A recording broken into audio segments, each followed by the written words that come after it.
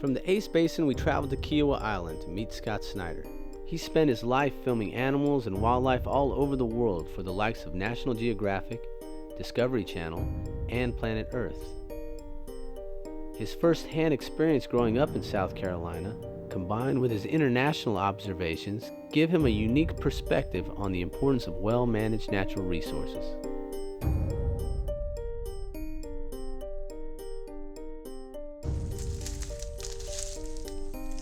You've put your time in order to be able to come out and film this close to an alligator, which we are right up next to it, and the other animals that you film also. Yeah, absolutely. We get, hang on. A lot of teeth in that smile.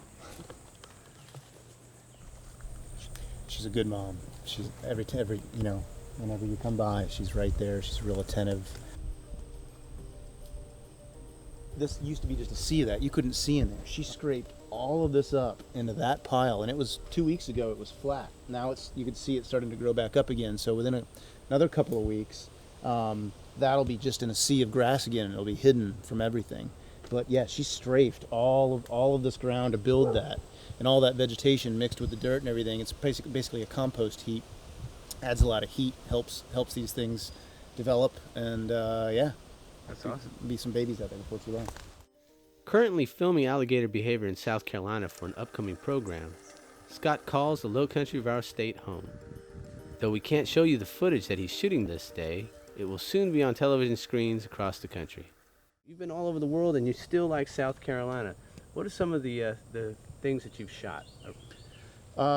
Here specifically, a lot of great snakes and alligators, reptiles, amphibians, a lot of stuff, and for PBS Nature, one of the films that we worked on, we were filming periodical cicadas that come out by the millions and millions and millions. Real impressive thing to see, and their entire life cycle, and the way they spend 17 years underground and then just come out for this few-week period, the adult cicada that you see, just to reproduce, lay their eggs on in the branches of the trees, and die, in the millions. So 17 years of this thing that you don't see.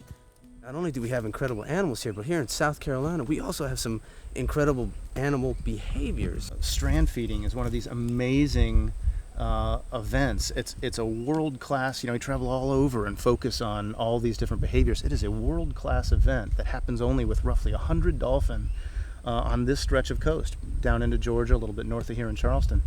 And it's phenomenal. It's a passed-on behavior. It's a learned behavior that the parents teach their offspring. It's not genetic. This isn't just something that's hardwired in. This is a taught behavior.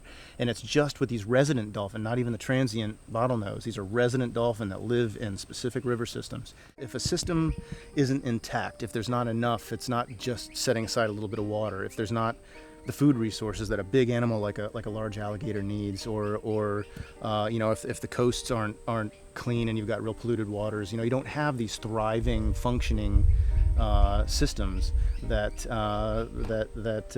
make it work, that support large predators, that support large animals, and support the things that we really enjoy seeing. You hear about tourism that's based around wildlife or places that are natural and beautiful.